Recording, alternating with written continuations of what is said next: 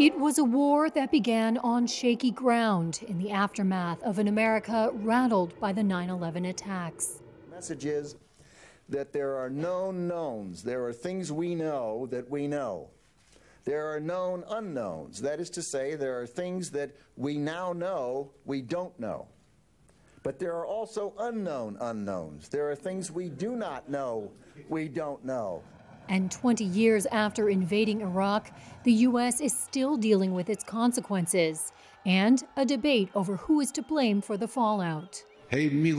From an empowered Iran and eroded U.S. influence in the Middle East to ongoing combat with Islamic State fighters in Iraq and Syria, experts say the cost of U.S. involvement in Iraq since 2003 is vast, and in the end, enabled ethnic strife and complicated U.S. policy in the Middle East.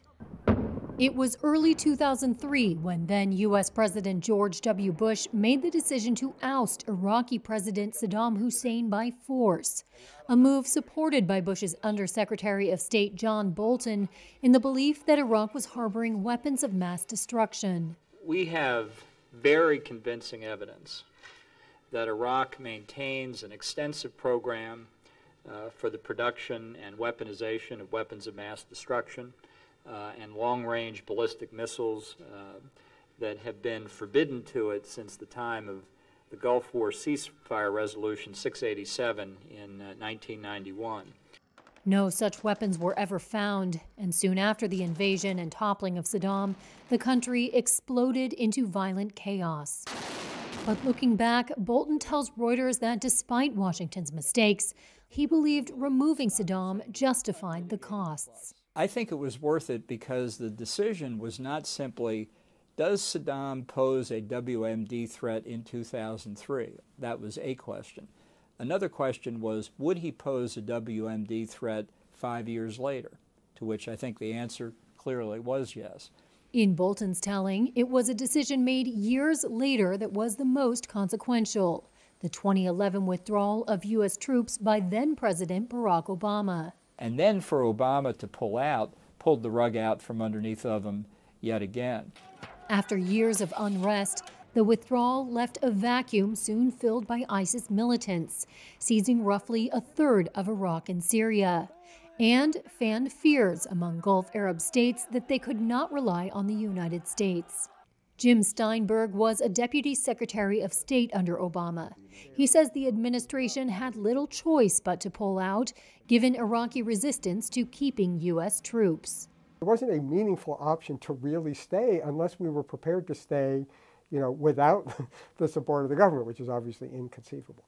Steinberg said the war itself, not the 2011 withdrawal, raised deep questions about Washington's reliability as a partner. We have this reputation of breaking but not repairing.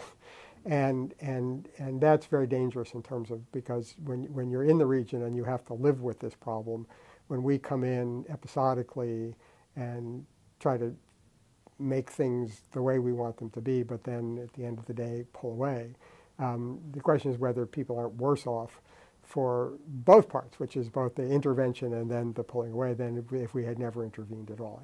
Bolton's belief that the intervention and removal of Saddam was worth the eventual cost is not held by many current and former officials, even in the Republican Party.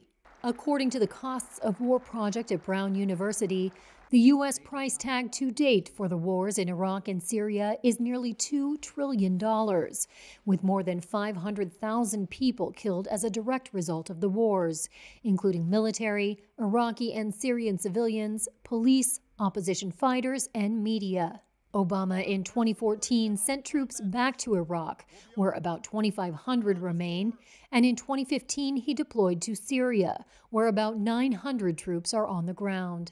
Today, U.S. forces in both countries still combat Islamic State militants, who are also active from North Africa to Afghanistan. We can win the war on terror.